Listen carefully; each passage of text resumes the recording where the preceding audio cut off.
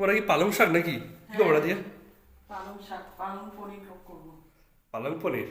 পনির কোথায়? এই যে পনির। পালং শাকটা একটু সিদ্ধ করে নেবো, যেহেতু একটু তিতো ভাব থাকে, তো সিদ্ধ করে নিলে সেই তিতো ভাবটা থাকে না, ওই জন্য একটু সিদ্ধ করে নেবো। পালং শাক একটু ভাপিয়ে নেবো ওই তিতটাকে সরানোর জন্য। হ্যাঁ, এবার এটাকে গ্রাইন্ড করে নেবো।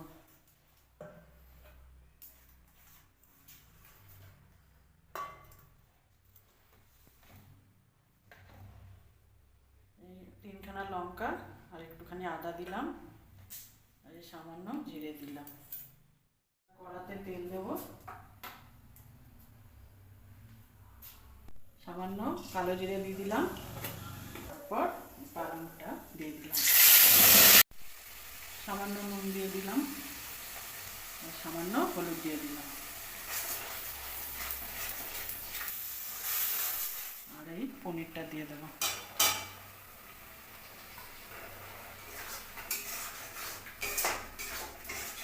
দিয়ে গ্যাসটাকে কমিয়ে রেখে এটা রান্না হবে, যেহেতু এর মধ্যে জল পড়বে না। কতক্ষণ ধরে হবে এটা?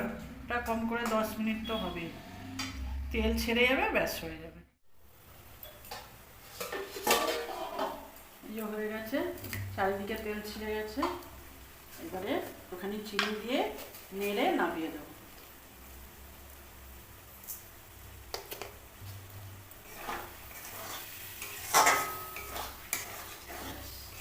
তৈরি পালং পনির।